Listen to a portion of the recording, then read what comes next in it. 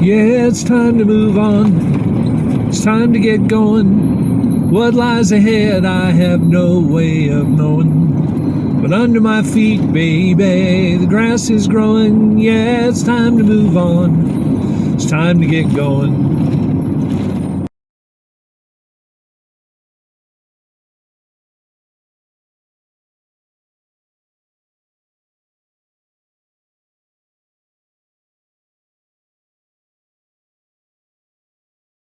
So this is my next video, and I'm entitling it The Joy of Using First Gear.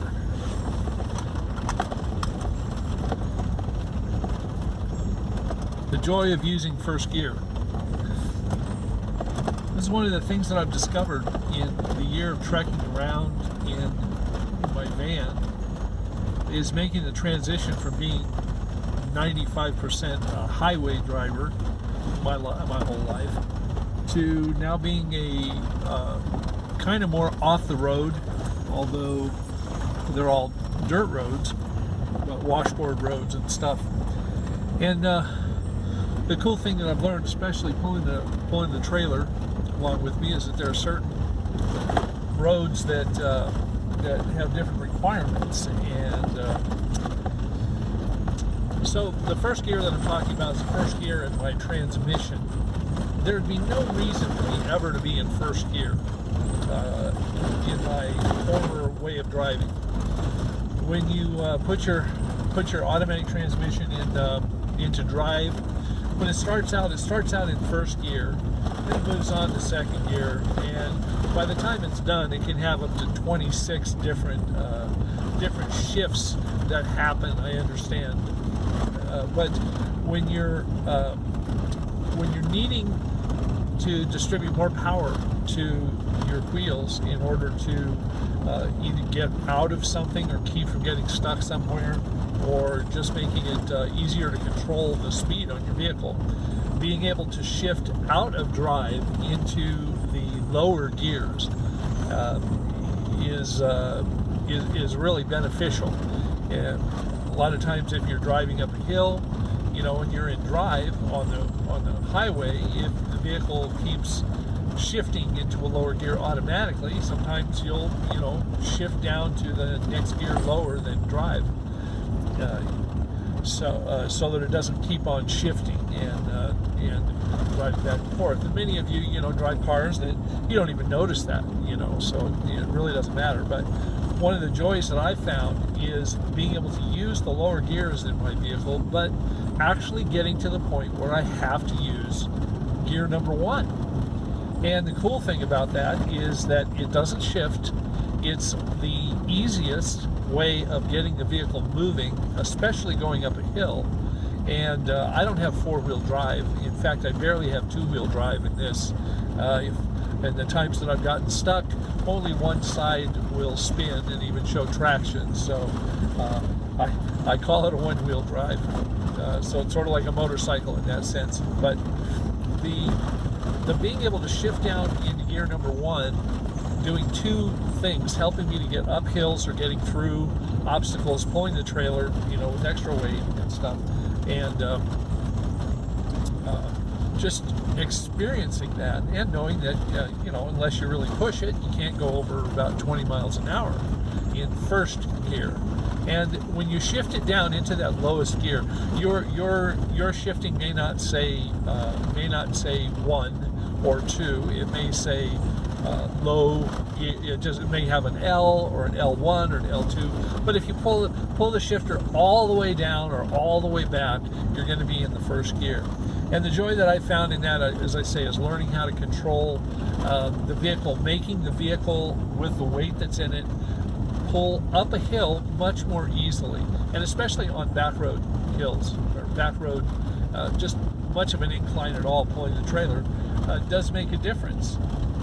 So being able to experience that and acknowledge that and live within that limitation is awesome. Like right now, I'm driving on the road, and I'm on a paved road. I'm sure with all the noise and all the bumping and stuff like that, it doesn't seem like a good one, but I'm in Death Valley, right now on the western part of Death Valley. So, this is a good road.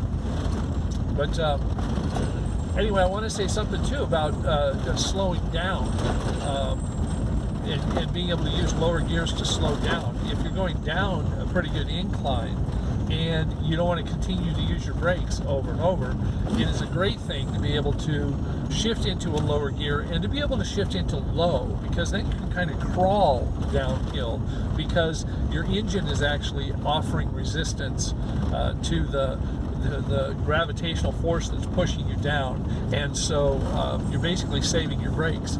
Now, I've heard some people, engineers, NASA engineers and others, say that you shouldn't use your transmission to help you to slow down because you should use your brakes, because your brakes are going to be a lot less expensive to replace or repair than a $2,000 to $3,000 transmission. And I say that's all fine and good. That's all true, that a transmission, to have it repaired, is going to be much more expensive than having your brakes repaired. But the way that I look at it is that the most important skill that you can have, or ability that you can have in driving, is the ability to stop. The only time we really get in trouble is when we stop in ways that we're not in control of. We run into something, something runs into us. It isn't something that we plan. And the brakes are designed to stop us. The transmission is basically designed to help us go. So I look at it this way: if the transmission is broken and I can't go, I'm not in any danger. But if my brakes fail and I can't stop, that's when all the shit happens. And so, anyway, I say it is better to utilize the transmission to help keep your speed, especially going downhill, lower and more in control, so that you are using your brakes less than riding the brakes the whole way down, or being afraid because you get it going too fast. And so I say utilize the transmission, because again, and I'll reiterate it again, the transmission is designed to help your vehicle move forward and move through speeds, and the brakes are designed to slow the vehicle down and stop it. And again, the most important aspect and power that you need to have as a driver is the power and ability to stop your vehicle when you want to stop your vehicle. So utilize your transmission to keep things more in control in conjunction with the brakes, in order to save the brakes more. And we're not talking longevity with the brakes. It will make a difference, but I don't care if you get 20,000 miles out of your brake pads or not. It's when you're going down a steep incline, and if you're riding your brakes, you're generating 1,200 or more degrees of heat because of the friction of the brakes trying to do their job. And that's why brakes end up smoking, and they end up getting glazed over them, which makes them less efficient in stopping you in those situations.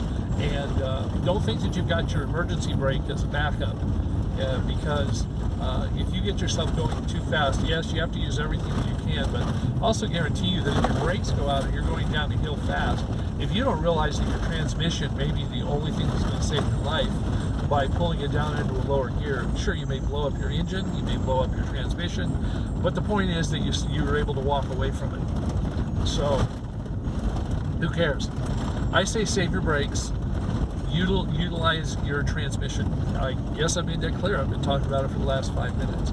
But anyway, in learning to use the lower gears, and especially being able to use gear number 1, it's been great, because I've been able to, with my one-wheel drive, be able to go on some pretty not horrendous roads, but they're not the kind that most vehicles would want to go on. So anyway, the joy that I found is being able to utilize that, and being in situations where I have to utilize that, which means that I've let myself go in some places that are not as comfortable to drive in order to see some spectacular things that puts me, or puts a person, in the lower percentage of human beings on Earth. It's like driving through Death Valley. There are fewer people that have gone through Death Valley probably in the last 5 years. I'm just guessing, but in the last 5 years. Then go to the south rim of the Grand Canyon in a year. That's just what I would assume. And so it puts me being in that smaller number group puts me in a smaller, lower percentile. And of that percentile, the number that just went on the Washboard Road that I went on to see a fantastic view that people could tell me how good the view was, but until you see it, you really don't know how good that view was and how worth it was to go up there. And I had to use first gear. When I got really going fast, I put it into second gear, but first gear was the safest way to go. So anyway, being able to go places that a smaller percentage of people go, it frankly makes me feel, I don't know, maybe it's smug, maybe it's, you know, I just like the fact that I'm not living my whole life just going with the crowd, or trying to fit into the crowd. And you know, you can be a part of a crowd whether you try to fit in it or not. You just have to show up where the crowd is. And so the joy of first gear is the joy of utilizing my vehicle to the I can't say to the maximum because it hasn't broken down. It hasn't gotten to the point where it said I've had enough and just quits.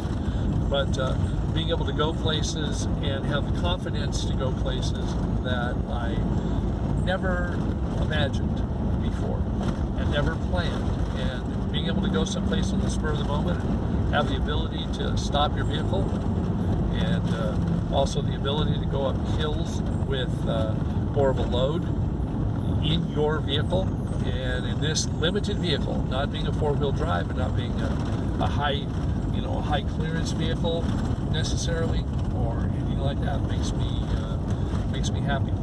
So utilizing first gear is a skill and a time, and you learn the time and the way and the need for it. Like right now, I'm going 40 miles an hour. This is not the time for me to shift into first gear unless I've lost my brakes and there's a big old rock or a cliff coming up and I want to stop, and then I'm willing to do whatever I have to do in order to stop.